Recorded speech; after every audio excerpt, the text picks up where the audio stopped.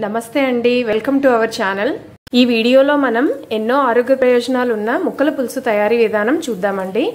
ఈ ముక్కల పులుసులో మనం ఎన్ని వెజిటబుల్స్ కావాలంటే అన్ని వెజిటబుల్స్ యాడ్ చేసుకోవచ్చు.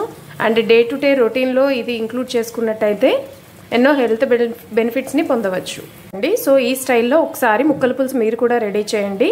టేస్ట్ అయితే చాలా బాగా కుదురుతుంది. ఇక ప్రిపరేషన్ ప్రాసెస్ చూద్దాం. మీరు పులుసుకి కావాల్సిన వెజిటబుల్స్ నచ్చిన షేప్లో కట్ చేసుకొని అన్నీ ముందుగానే రెడీ చేసి పెట్టుకోవాలి. నేను ఇక్కడ ఆనపకాయలు, బెండకాయ, వంకాయ యూజ్ చేస్తున్నాను. మీకు ఉంటే మీరు క్యారెట్, దొండకాయలు అవి కూడా యూజ్ చేసుకోవచ్చు. వంకాయల్ని కానీ పొటాటోస్ని కానీ ముందుగా కట్ చేసుకున్నట్టయితే వాటర్లో పెట్టుకోవాలి, లేదంటే కలర్ షేడ్ వచ్చేస్తుంది. పులుసుకు కావాల్సిన చింతపండుని ఒక పావు గంట ముందుగానే నానబెట్టుకోవాలి. ఇక్కడ మనం 50 grams చింతపండు వాడుతున్నాము. ముందుగా కడాయిలో 2 tablespoons ఆయిల్ యాడ్ చేసుకొని 1/2 tablespoon వాము, 1/2 tablespoon మెంతులు, 1/2 tablespoon జీలకర్ర యాడ్ చేసుకొని ఇవన్నీ చక్కగా ఫ్రై చేసుకోండి. వాము, మెంతులు కాస్త ఫ్రై అయిన తర్వాత తాలింపు దినుసుల్ని యాడ్ చేసుకోండి. ఇందులో మనం కొద్దిగా కరివేపాకు, 10 నుంచి 12 క్రష్ చేసుకున్న వెల్లుల్లి, 2 ఎండుమిర్చి యాడ్ చేసుకొని వెల్లుల్లి కాస్త గోల్డెన్ రెడ్ వచ్చినంత వరకు ఫ్రై చేసుకోండి.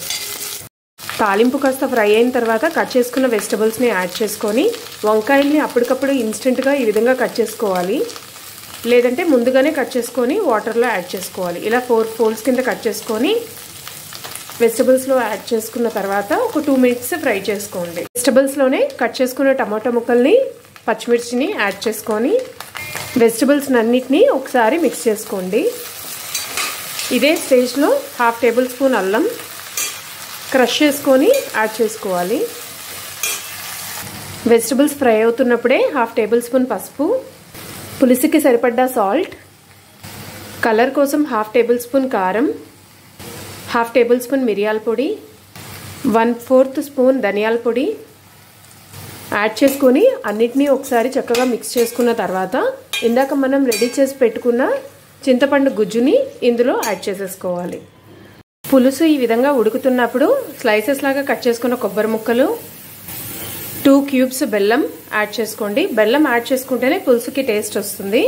మీకు కానీ నచ్చకపోతే అవాయిడ్ చేయొచ్చు, బట్ పులుపుని బ్యాలెన్స్ చేయడానికి బెల్లం అయితే యాడ్ చేసుకుంటే టేస్ట్ ఎన్హాన్స్ అవుతుంది. పులుసులో ముక్కలన్నీ ఈ విధంగా ఉడికిన తర్వాత కట్ చేసుకున్న కొత్తిమీరని యాడ్ చేసుకొని స్టవ్ ఆఫ్ చేసుకోవచ్చు.